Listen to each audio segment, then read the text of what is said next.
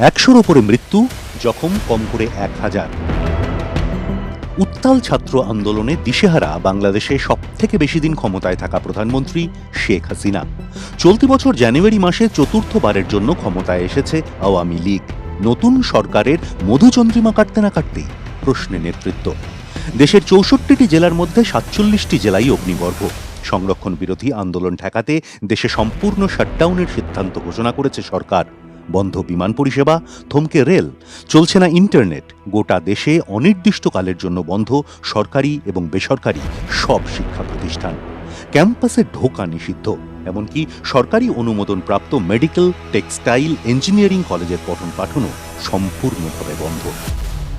প্রশ্ন, কেন এই পরিস্থিতির সম্মুখীন হল বাংলাদেশ? পড়শি দেশের সরকারি চাকরির 56% সংরক্ষিত। তার মধ্যে 30% চাকরির সংরক্ষণ রয়েছে 71-এর মুক্তিযোদ্ধাদের পরিবারের জন্য।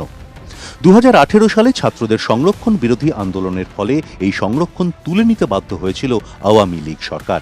তবে চলতি মাসেই এক মুক্তিযোদ্ধার পরিবারের দায়ের করা মামলায় হাইকোর্ট হাসিনা সরকারের সেই সিদ্ধান্তকে বেআইনি বলে ঘোষণা করে সংরক্ষণ পুনর্বহালের কথা জানায়, যার বিরোধিতা করে পথে নামে ছাত্ররা। আন্দোলনের সূত্রপাত করে ঢাকা বিশ্ববিদ্যালয়ের ছাত্ররা। গত 14 জুলাই সাংবাদিক বৈঠক করে আন্দোলনকারী পড়ুয়াদের রাজাকার বলে মন্তব্য করেন প্রধানমন্ত্রী শেখ হাসিনা।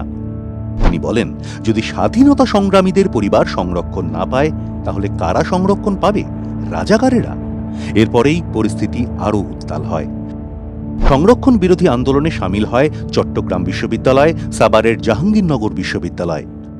রাজপথে ছাত্ররা স্লোগান তোলে, আমরা কারা, রাজাকার, রাজাকার। সারা দেশে আন্দোলনের আগুন ছড়িয়ে পড়তেই তা শক্ত হাতে দমন করতে উদ্যত হন প্রধানমন্ত্রী। রাস্তায় রাস্তায় নামে ট্যাঙ্ক, সেনা, চলে গুলি। পরিস্থিতি হাতের বাইরে যাচ্ছে দেখে হাসিনা আন্দোলনকারীদের সঙ্গে আলোচনার প্রস্তাব দেন। তবে আন্দোলনকারীরাও নাছোড়বান্দা। পাল্টা ধ্বনি তুলে তারা বলে, বন্দুকের নলের সঙ্গে ঝাঁঝরা বুকের কোনো সংলাপ হয় না। আন্দোলনকারীদের এক দফাই দাবি, সংরক্ষণ মানছি না, মানব না। কাদের বলা হয় রাজাকার? 1971 সালের মুক্তিযুদ্ধের সময় যারা পাকিস্তানি সেনাকে সাহায্য করেছিল বাংলাদেশে, তাদেরই রাজাকার বলা হতো। হাসিনার মন্তব্যের পর শাহবাগ আন্দোলনের বাংলাদেশ স্লোগান তুলছে, তুই কে, আমি কে, রাজাকার, রাজাকার। সরকারি চাকরিতে কোথায় কত সংরক্ষণ?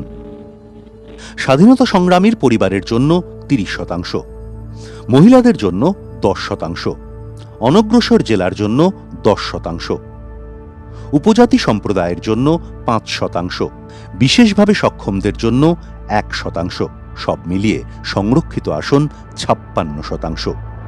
সরকারি চাকরি নিয়ে কি বলছে বাংলাদেশের সংবিধান? স্বাধীনতা উত্তর বাংলাদেশের সংবিধানে উল্লেখ রয়েছে, চাকরির ক্ষেত্রে প্রজাতান্ত্রিক দেশের সকল নাগরিক সমান অধিকার পাবেন। 29-এর 1 ধারার সঙ্গে 29-এর 3 ধারায় আরও বলা হয়েছে, শুধুমাত্র অনগ্রসর সম্প্রদায়ের ক্ষেত্রেই বিশেষ সংরক্ষণ থাকবে, যা আসলে প্রজাতান্ত্রিক পরিসরে তাদের অংশগ্রহণকে সুনিশ্চিত করবে।